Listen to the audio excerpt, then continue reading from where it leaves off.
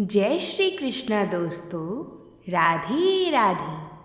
आप सभी का अपने चैनल में बहुत बहुत स्वागत है। आप सभी को हमारी तरफ से गणगौर की बहुत बहुत शुभकामनाएं। आज हम इस वीडियो में गणगौर की व्रत कथा को सुनेंगे। गणगौर की व्रत कथा पूजा करने के बाद हाथ में गेहूं के दाने लेकर सुनी जाती है। गणगौर के व्रत में 5 या 7 कहानियाँ सुनने का नियम होता है। आज हम इस वीडियो में आप सभी के लिए 7 कहानियाँ लेकर आए हैं। इस वीडियो को आप बीच में मत छोड़िएगा, क्योंकि ऐसा करने से इन कथाओं का निरादर माना जाता है। ये कथाएं बहुत ही महत्वपूर्ण हैं, इसलिए इस कथा को पूरा अवश्य ही सुनिएगा। ये 7 कहानियाँ एक साथ सुनने का बड़ा ही महत्व है। तो आइए गणगौर की कथा को शुरू करते हैं। सर्वप्रथम हम श्री गणेश जी भगवान की कहानी को सुनेंगे। श्री गणेशाय नमः। एक बार गणेश जी भगवान छोटे बालक के रूप में चिमटी में चावल लेके और चमचे में दूध लेके निकले। वो हर किसी से कह रहे थे कि कोई मेरी खीर बना दो, कोई मेरी खीर बना दो। वहाँ पर एक बुढ़िया माई बैठी हुई थी। उसने कहा, ला मैं बना देती हूँ। वह छोटा सा बर्तन चढ़ाने लगी तो गणेश जी भगवान ने कहा कि दादी माँ, छोटी सी भगोनी मत चढ़ाओ, तुम्हारे घर में जो सबसे बड़ा बर्तन हो वही चढ़ाना। बुढ़िया माई ने गणेश जी का मन रखने के लिए बड़ा बर्तन चढ़ा दिया। वह देखती रह गई कि वो जो थोड़े से चावल उस बड़े बर्तन में डाले थे वह तो पूरा भर गया है। गणेश जी ने कहा, दादी माँ, मैं नहा धोकर आता हूँ। जब खीर तैयार हो गई तो बुढ़िया माई के पोता पोती खीर खाने के लिए रोने लगे। बुढ़िया माई ने कहा, गणेश जी महाराज तेरे भोग लगना, कहकर चूल्हे में थोड़ी सी खीर डाली और कटोरी भरकर बच्चों को दे दी। बुढ़िया की पड़ोसन ऊपर छत पर से देख रही थी तो बुढ़िया ने सोचा यह चुगली कर देगी, इसलिए एक कटोरा भरकर उसे भी पकड़ा दिया। बेटे की बहू ने भी छुपके से एक कटोरी खीर ले जाकर खाई और कटोरा चक्की के नीचे छुपा दिया।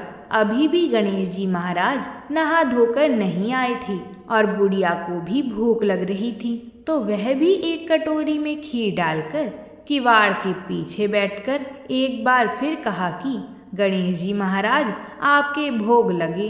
यह कहकर खाना शुरू कर दिया। तभी गणेश जी महाराज आ गए। बुढ़िया माई ने कहा, आजा रे गणेश, खीर खा ले, मैं तो तेरा ही इंतजार कर रही थी। तब गणेश जी ने कहा, दादी माँ, मैंने तो खीर पहले ही खा ली। बुढ़िया ने कहा, कब खाई? गणेश जी महाराज ने कहा, जब तेरे पोता पोती ने खाई तब मैंने खाई, जब तेरी पड़ोसन ने खाई तब मैंने खाई, और जब तेरी बहू ने खाई तब भी मैंने ही खाई, और अब जब तूने खाई तो मेरा पेट पूरा ही भर गया। बुढ़िया माई ने कहा, बेटा तेरी सारी बात सच है, लेकिन बहू बेचारी तो सुबह से काम में लगी हुई है, तो फिर उसने खीर कब खाई? गणेश जी महाराज ने कहा, चक्की के नीचे देख, झूठा कटोरा पड़ा है, तूने मेरा भोग तो लगाया, वह तो बिना भोग के ही खीर खा गई। बुढ़िया माई ने कहा, बेटा घर की बात है, घर में ही रहने दो, अब बताओ बची हुई खीर का क्या करूं? गणेश जी महाराज ने कहा, पूरी नगरी को जिमा दो। बुढ़िया माई ने पूरी नगरी को जिमा दिया, फिर भी बर्तन खाली नहीं हुआ। जब राजा को यह बात पता चली तो राजा ने बुढ़िया को बुलवाया और कहा, क्यों री बुढ़िया, ऐसा बर्तन तेरे घर पर कहाँ से आया? ऐसा बर्तन तो राजमहल में होना चाहिए। बुढ़िया ने कहा, राजा जी इस बर्तन को आप ले लो। राजा जी ने खीर का बर्तन महल में मंगा लिया। लाते ही खीर में कीड़े मकोड़े बिछुए हो गए और दुर्गंध आने लगी। यह देखकर राजा ने बुढ़िया से कहा, बुढ़िया बर्तन वापस ले जा, जा तुझे हमने दिया। बुढ़िया ने कहा, राजा जी आप देते तो पहले ही कभी दे देते। यह बर्तन तो मुझे मेरे गणेश जी ने दिया है। जब बुढ़िया ने बर्तन वापस लिया तो लेते ही सुगंधित खीर हो गई। घर आकर बुढ़िया ने गणेश जी से कहा, बची हुई खीर का क्या करें? गणेश जी ने कहा, झोपड़ी के कोने में गड्ढा खोदकर गाड़ दो। उसी जगह पर जब सुबह उठकर वापस खोदेगी तो धन के 2 चरे मिलेंगे। ऐसा कहकर गणेश जी महाराज अंतर्ध्यान हो गए और जाते समय झोपड़ी को लात मारते हुए गए तो झोपड़ी की जगह महल हो गया। सुबह बहू ने फावड़ा लेकर पूरे घर को खोद दिया तो कुछ भी नहीं मिला। बहू ने कहा, सासू जी थारो गणेश जी तो झूठो निकलो। सास ने कहा, बहू मारो गणेश झूठो तो नहीं है, ला मैं देखूं। वह सुई लेकर खोजने लगी तो टन टन करते 2 धन के चरे निकल आए। बहू ने कहा, सासू जी गणेश जी तो साचो ही है। सासू ने कहा, गणेश जी महाराज तो भावनाओं का भूखा है। हे गजानन गणेश जी महाराज, जैसा आपने बुढ़िया को दिया वैसे ही सबको देना। विनायक जी की कहानी कहने वाली, हुंकार भरने वाली और आसपास के सभी सुनने वाले सबको अपनी कृपा से पूर्ण करना। बोलिए गणेश जी महाराज की जय। अब हम सभी गणगौर की पहली कथा को सुनते हैं। एक समय की बात है, चैत्र महीना आया। पार्वती जी को भाभी के उजरने के लिए पीहर जाना था तो महादेव जी बोली, हम भी तुम्हारे साथ चलेंगी। तो भगवान शिव, माता पार्वती नंदी को साथ लेकर निकले। महादेव जी नंदी पर बैठे और पार्वती जी पैदल चलने लगी तो लोग कहने लगे, देखो रे देखो, आदमी तो सवारी पर बैठा है और औरत को पैदल चला रहा है। उसी समय महादेव जी उतरे और पार्वती जी को नंदी पर बैठाया और खुद पैदल चलने लगी। ये देख लोग कहने लगे, देखो रे देखो, औरत सवारी पर बैठी है और पति पैदल चल रहा है।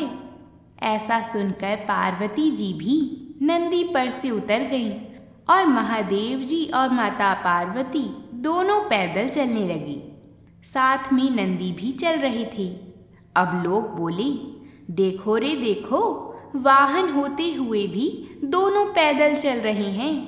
तब भगवान शिव माता पार्वती को साथ लेकर नंदी पर सवार हो गए। कुछ दूर आगे गई तो लोग बोले, देखो रे देखो, छोटे से जीव पर दोनों जने बैठे हैं। पार्वती जी बोली, भगवान दुनिया कैसी है, नंदी पर बैठने नहीं दे और पैदल भी चलने नहीं दे। भगवान शिव बोले, पार्वती ये संसार है, यहाँ ऐसा ही होता है। आगे गई तो गाय उठती और बैठती बेचैन हो रही थी। माता पार्वती जी भगवान से पूछने लगी, भगवान ये गाय कष्ट में क्यों है? तो इस पर शंकर जी बोले, इसके बछड़ा होने वाला है। माता गौरी बोली, बच्चे के लिए इतना कष्ट मुझसे सहन नहीं होगा, आप तो मेरे गांठ लगा दो देव। ऐसा सुन भगवान बोले, आगे चलो पार्वती। आगे गए तो एक घोड़ी उठ बैठ करती हुई दिखी। माता पार्वती बोली, इस घोड़ी को क्या कष्ट है? तो भगवान बोली, इसके बच्चा होने वाला है। माता पार्वती बोली, प्रभु मुझसे तो इतना कष्ट सहन नहीं होगा, आप तो मेरे गांठ ही लगा दो। भगवान शिव बोले, देवी आगे चलो। आगे गए तो राजा की एक नगरी में उदासी छाई हुई थी। ढोल नगाड़े उल्टे थे। माता पार्वती जी ऐसा देखकर पूछने लगी, यहाँ उदासी क्यों छाई हुई है? इस पर भगवान बोले, यहाँ रानी के बच्चा होने वाला है। अब तो माता पार्वती जी मानी नहीं। वह बोली, अरे बच्चे के लिए इतना कष्ट होता है तो मुझे बच्चा नहीं चाहिए, आप मेरे गांठ ही लगा दो देव। ऐसी बात सुनकर भगवान शंकर को गांठ लगानी पड़ी। जब दोनों लोग माता पार्वती जी के पीहर पहुँचे तो वहाँ जाकर एक पीपल के पेड़ के नीचे वास किया। माता पार्वती पीहर में सहेलियों में मग्न हो गई। गणगौर नजदीक आई। भगवान शिव बोले, आज गणगौर है, सब औरतें पूजा करने आएंगी। सवेरे से ही स्त्रियां पूजा करने आने लगी। माता पार्वती भी सबको सुहाग बांटने लगी। दोपहर के समय नदियों की औरतें ओढ़ पहनकर 16 श्रृंगार करके पूजा करने गीत गाती हुई आईं। माता पार्वती बोली, सुहाग तो सारा बांट दिया, ये औरतें तो अब आई हैं।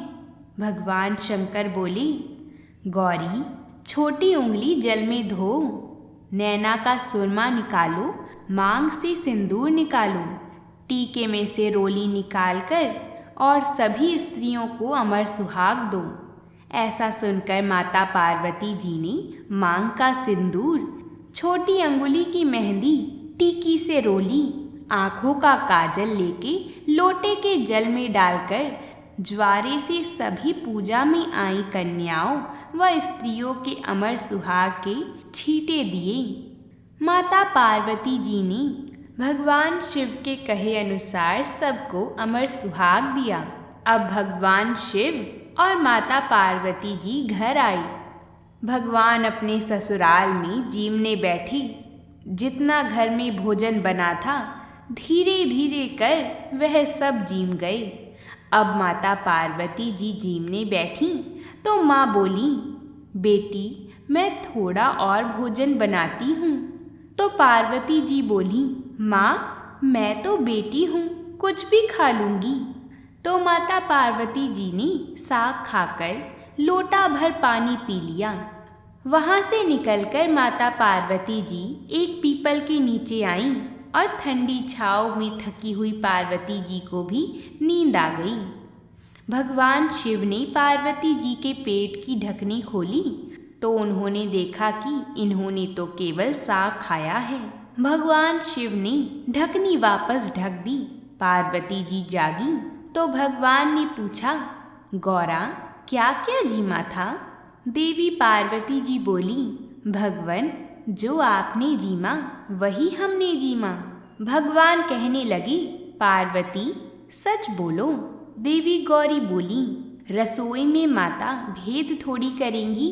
इस पर भगवान बोले, देखो गौरा तुम्हारे पेट में केवल साग है और इसके अलावा थोड़ा सा जल। देवी गौरी यह सुनकर बहुत नाराज हुई और बोली, देखो भगवान आज तो आपने मेरे पेट की ढकनी खोली, ऐसा जगत के साथ मत करना।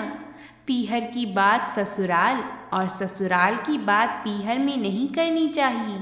पार्वती जी इतना बोली और भगवान शिव और माता पार्वती जी वापस कैलाश पर्वत के लिए रवाना हुई। आगे देखा कि राजा के यहाँ शहनाइयाँ बज रही हैं, लोग खुशियाँ मना रहे हैं, रानी बहुत खुश है। देवी गौरी बोली, कुंवर होने पर इतनी खुशी होती है तो आप मेरी कृपा करके गांठ खोल दीजिए। भगवान बोले, पार्वती मैंने पहले ही कहा था मेरी गांठ खोले नहीं खुलेगी। आगे घोड़े के बच्चा हुआ, वह अपने बच्चे को प्यार से चाट रही थी, वह बहुत प्रसन्न थी। पार्वती जी बोली, भगवान आप मेरी गांठ खोलो। महादेव जी बोले, ये गांठ नहीं खुलेगी और ऐसा कहकर आगे चल दिए। आगे गाय अपने बच्चे को प्यार से चाट रही थी और बहुत खुश हो रही थी और उस गाय की मालकिन भी बहुत खुश थी। पार्वती जी सोचने लगीं, जानवरों को बच्चों की इतनी उमंग है तो मानव की तो बात ही क्या है। और ऐसा सोचकर शंकर जी से बोली, भगवान मेरी गांठ खोलो नहीं तो मैं आगे नहीं चलूँगी। श्री भगवान बोले, अब कुछ नहीं हो सकता गौरा। ऐसा कहकर वे दोनों कैलाश पर्वत पर लौट आई। थोड़े दिन बीते, पार्वती जी ने अपने मैल का पिंड बनाया और उसमें प्राण फूके। उस बालक को रखवाली रख के पार्वती जी स्नान करने गईं। भगवान आई, बालक ने उनको अंदर नहीं जाने दिया तो भगवान ने पूछा कि तुम कौन हो? बालक बोला, मैं पार्वती पुत्र हूँ। भगवान सोचने लगे, ये पुत्र कहाँ से आया? जब उस बालक ने महादेव जी को अंदर प्रवेश नहीं करने दिया तो भगवान शंकर ने क्रोध में आकर त्रिशूल से उस बालक का गला काट दिया। माँ पार्वती आई तो उन्होंने देखा और वह भगवान से बोली, मेरे पुत्र को आप वापस जीवित करो। तब शिवजी ने गणों को भेजा कि जो कोई स्त्री अपने पुत्र से विमुख होकर पीठ दिखाकर सो रही हो, उसी बच्चे का सिर काट कर ले आओ। गण सभी जगह घूमते घूमते जंगल में पहुंची, जहां एक हथिनी अपने बच्चे से विमुख होकर सो रही थी। गण उसका सिर काट लाई। भगवान ने उस सिर को बालक के शरीर पर जोड़ दिया और अमृत का छींटा दिया। दुनिया में सबसे पहले गौरी पुत्र गणेश की पूजा होगी, बाद में ही अन्य दूसरे देवताओं की पूजा होगी। खोटी की खरी, अधूरी की पूरी, हे गणगौर माता, हम सबको अमर सुहाग देना। तो बोलिए माता पार्वती की जय हो। गणगौर की तीसरी कथा के अनुसार प्राचीन समय की बात है। एक नगर में राजा राज्य करता था। वहाँ के राजा ने अपने प्रदेश में जौ और चने बोए और माली ने बोई दूब। राजा की जौ और चने बढ़ते ही जा रहे थे और माली की दूब घटती जा रही थी।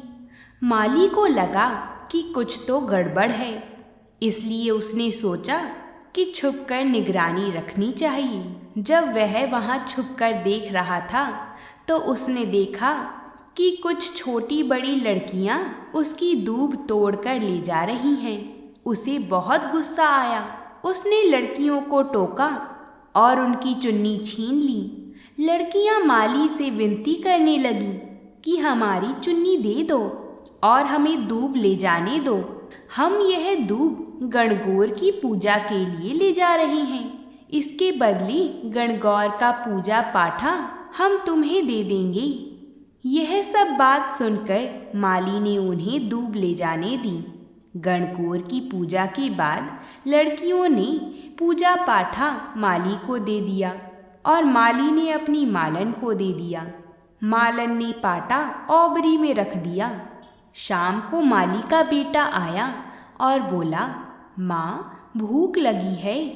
माँ ने कहा, बेटा छोटे कमरे में जा, मैं लड़कियों का पूजा पाठा वहाँ रख कर आई हूँ, उसमें से कुछ खा ली। माली के बेटे ने कमरा खोलना चाहा, लेकिन उससे कमरा नहीं खुला। बहुत कोशिश करने के बाद भी दरवाज़ा नहीं खुला तो उसने गुस्से में दरवाजे पर जोर से लात मारी, पर दरवाज़ा फिर भी नहीं खुला। तो माँ बोली, तेरे से कमरा नहीं खुलता तो पराई जाई का पता नहीं कैसे ढाबेगा। मालन ने टीकी में से रोली निकाली, आँखों की कोर से काजल निकाला और नखों में से मेहंदी निकाली। हथेली में लेकर सबको घोला और छोटे कमरे के दरवाजे को छींटा दिया तो वह दरवाज़ा खुल गया। अंदर देखा तो ईश्वर गणगौर बैठे थे। ईश्वर जी ने बहुत सुंदर वस्त्र पहने हुए थे और गौरा मांग सवार रही थीं। वह ओबरी में अन्न के भंडार भरे पड़े थे। माली के बेटे मालन को तथा माली को उनके सुंदर दर्शन हुए। हे गणगौर माता, जिस प्रकार माली के परिवार को आपने दर्शन दिए, उसी प्रकार सबको दर्शन देना और ईश्वर जी जैसा भाग और गौर जैसा सुहाग सबको देना। कहानी कहने वाले को, हुंकार भरने वाले को सबको देना और सबको अमर सुहाग का आशीर्वाद देना। बोलिए जय शिव शंकर, जय माँ पार्वती। अब हम गणगौर की चौथी कथा को सुनते हैं। एक समय की बात है, दो माँ बेटी थीं। वह दोनों सूरज भगवान का व्रत करती थीं। रविवार का व्रत आया तो माँ को किसी आवश्यक कार्य से बाहर जाना पड़ा। उसने अपनी बेटी से कहा, बेटा तू 2 रोटी बना लेना। बेटी ने 2 रोटी बना ली। उसी समय एक जोगी भिक्षा मांगने आई। उसने माँ की रोटी में से एक टुकड़ा तोड़कर जोगी बाबा को दे दिया। माँ बाहर से आई और बोली कि मेरी रोटी तो दे। बेटी बोली, माँ एक जोगी भिक्षा मांगने आई थी, आपकी रोटी में से थोड़ा टुकड़ा उनको दे दिया है। ऐसा सुनते ही उसकी माँ ने जिद पकड़ ली और सारा दिन कहने लगी, घी रोटो दे, घी रोटो मेली कौर दे, पूरो दे पर म्हारो दे। सब ने यही सोचा कि यह पागल हो गई है और सब जनों ने मिलकर उसे एक अंधेरी कोठरी में बंद कर दिया। लड़की का एक राजकुमार से विवाह हो गया। उसके पति ने जिद कर ली कि मेरे को अपने ससुराल जाना है। बेटी के मायके में और कोई नहीं था।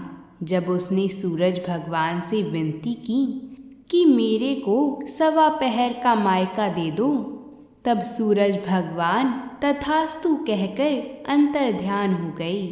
उसके बाद सूरज भगवान की कृपा से जंगल में महल, बाग बगीचे, माता पिता, भाई बहन, भाभी भतीजे सब बेटी जवाई के आदर सत्कार करने लगे, अपना प्यार लुटाने लगे। 1.25 पहर का समय बीतने लगा पर जमाई जी का मन नहीं भरा। बेटी बोली, चलो देर हो रही है। उसको पता था 1.25 पहर होते ही सब खत्म हो जाएगा। वो अपने पति को लेकर जाने लगी। उसके पति ने एक पाँव की मोचड़ी वहीं छोड़ दी। आधे रास्ते गया और बोला, मेरी मोचड़ी वहीं रह गई है। उसने बहुत समझाया कि आपके क्या कमी है, पर वह नहीं माना। वापस जाकर देखा तो वहाँ जोरों से हवा चल रही थी। जहाँ भोजन बनाया वहाँ राख उड़ रही थी। पेड़ के नीचे उसकी मोचड़ी रखी थी। उसके पति ने उसका हाथ पकड़ा और पूछा, ये क्या जादू किया तुमने? तब उसने अपने पति को सारी बात बताई कि उसके पीहर में कोई नहीं है, उसकी एक बावली सी माँ है। ये तो सूरज भगवान ने उसको 1.25 पहर का मायका दिया। उसने और उसके पति ने सूरज भगवान से प्रार्थना की और सूरज भगवान की कृपा से उसकी माँ ठीक हो गई और उसको बहुत सारा धन दौलत देकर विदा किया। हे सूरज भगवान, जैसा लड़की को दिया वैसा सबको देना। कहानी कहने और सुनने वाले को सब परिवार को देना। तो बोलिए सूर्य देव की जय हो। अब हम सभी भक्तजन गणगौर की 5वीं कथा को सुनते हैं, जिसके बाद हम लापसी तापसी की कथा सुनेंगे और अंत में अमर सुहाग की कथा को सुनकर गणगौर की व्रत कथाओं को पूर्ण करेंगे। तो बोलिए भगवान शंकर की जय हो। एक समय की बात है, भगवान शंकर माता पार्वती जी एवं नारद जी के साथ भ्रमण हेतु चल दिए। वह चलते चलते चैत्र शुक्ल तृतीया को एक गांव में पहुँचे। उनका आगमन सुनकर ग्राम की निर्धन स्त्रियां उनके स्वागत के लिए थालियों में हल्दी एवं अक्षत लेकर पूजन हेतु तुरंत पहुँच गईं। पार्वती जी ने उनके पूजा भाव को समझकर सारा सुहाग रस उन पर छिड़क दिया। वे अटल सुहाग प्राप्त कर लौटी।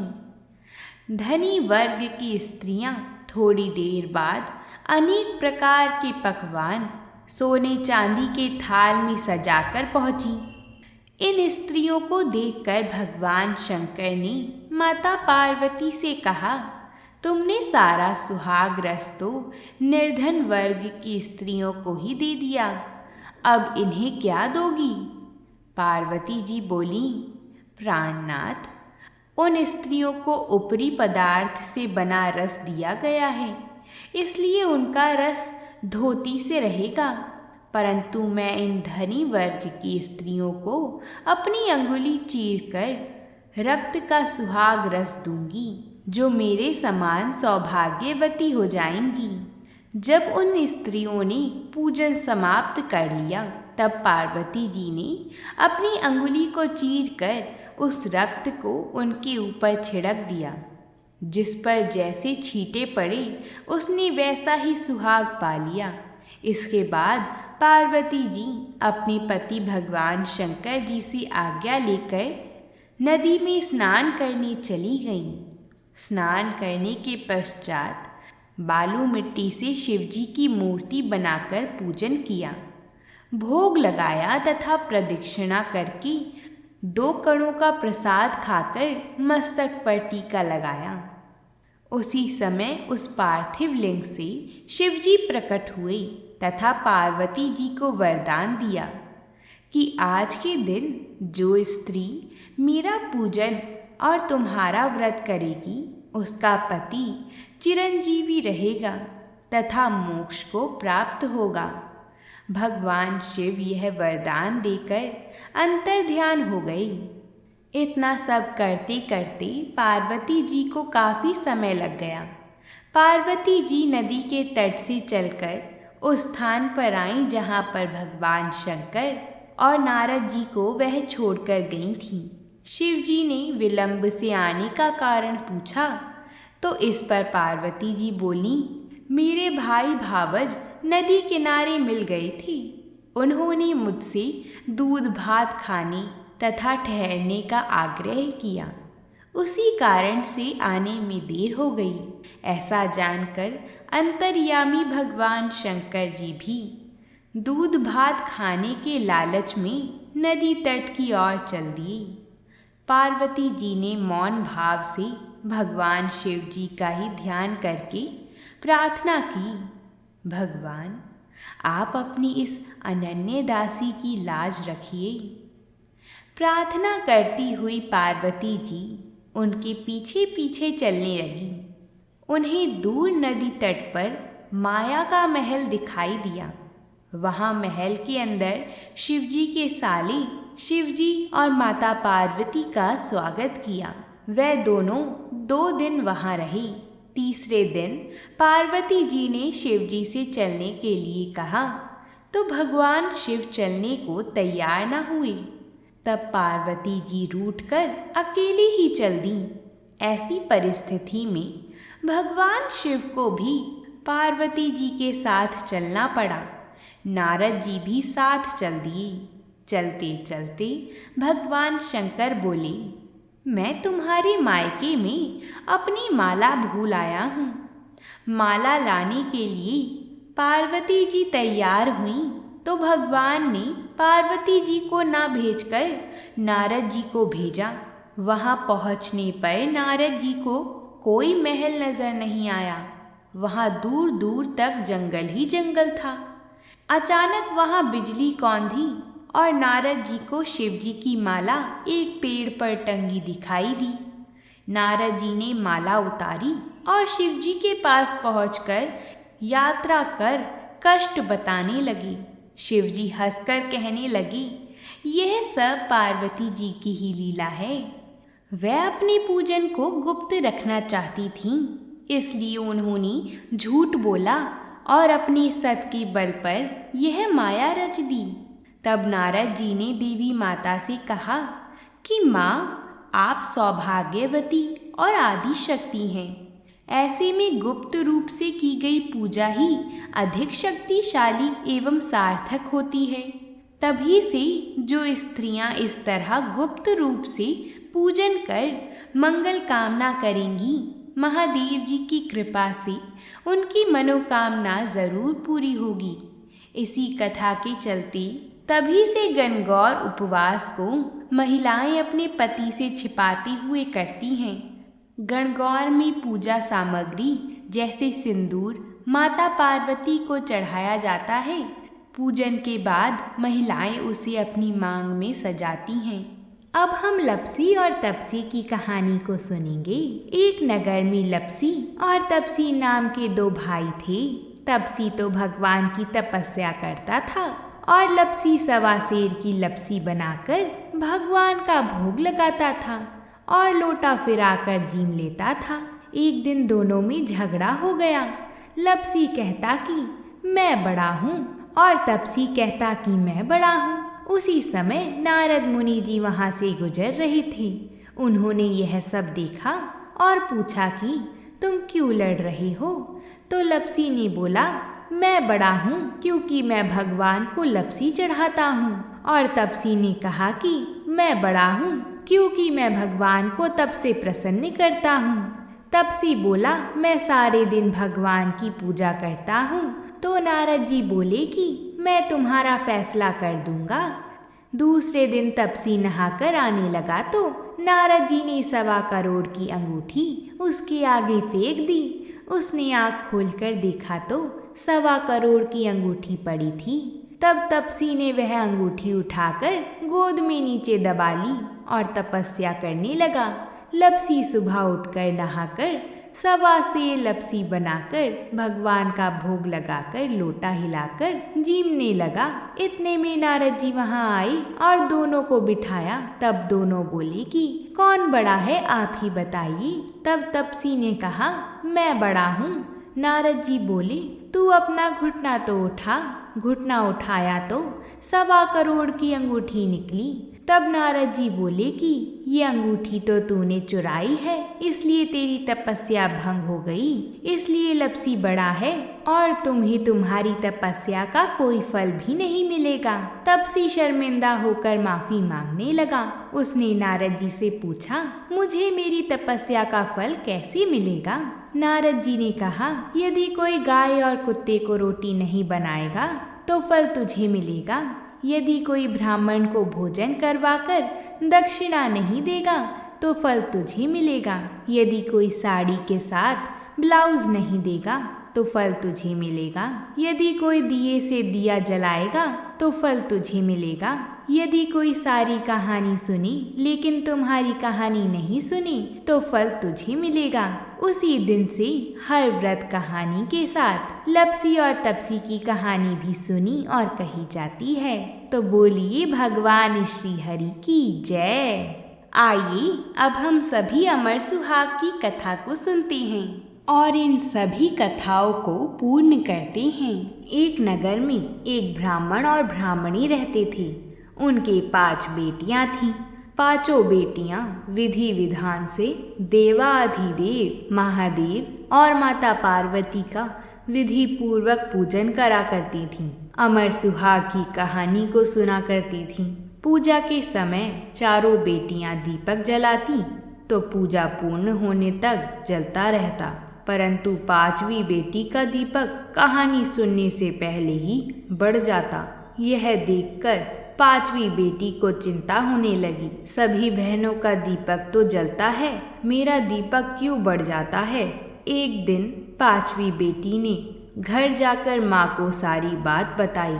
तब माँ ने कहा, बेटा इसमें चिंता की कोई बात नहीं है, कल से तू दीपक में घी अधिक डाल देना।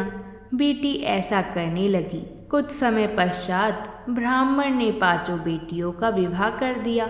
चारों बेटियों के घर में अन्न धन के भंडार भरे थे, परंतु 5वीं बेटी की आर्थिक स्थिति थोड़ी कमजोर थी।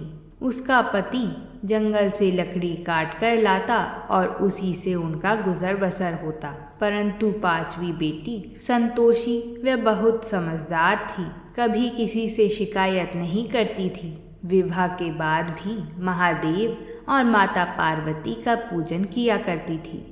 एक दिन उसका पति कम लकड़ियां लेकर आया तो उसने पूछा, क्या हुआ जी, आज लकड़ी कम लाए हो?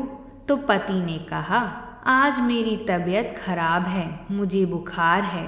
दूसरे दिन लड़की ने पति से कहा, आज आपकी तबीयत ठीक नहीं है, आज मैं भी आपके साथ चलूंगी। उसने सास ससुर से आज्ञा लेकर पति के साथ चल पड़ी। जंगल में पति की तबीयत खराब हो गई और साथ ही उसी समय उसकी मृत्यु हो गई। लड़की जंगल में अकेली थी, कोई मदद के लिए भी नहीं था। पति का सिर गोद में रखकर विलाप करने लगी।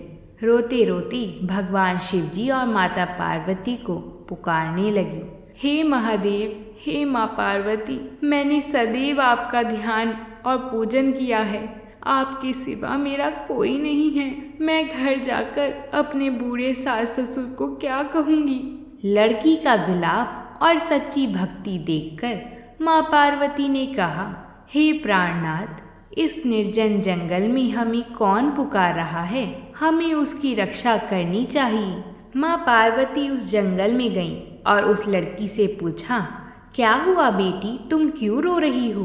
तब लड़की ने सारी बात बताई और भगवान महादेव और माता पार्वती के चरण पकड़ लिए और विनती करने लगी।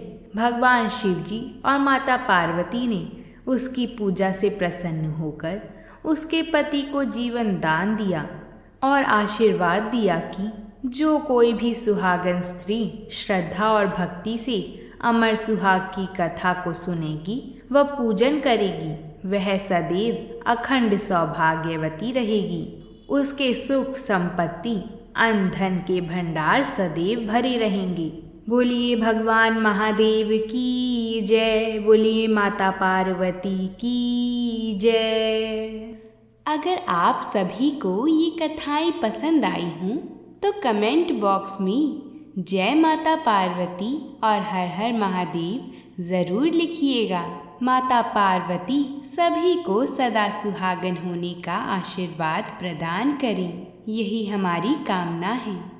वीडियो को लाइक और चैनल को सब्सक्राइब ज़रूर करें। साथ ही इस वीडियो को अपने परिवारजनों के साथ शेयर ज़रूर करें। हम आप सभी के लिए ऐसी ही व्रतों से जुड़ी कथाएं लाते रहते हैं, इसलिए हमारे चैनल को भी सब्सक्राइब ज़रूर करें। तो प्रेम से बोलिए पार्वती पते हर हर महादेव।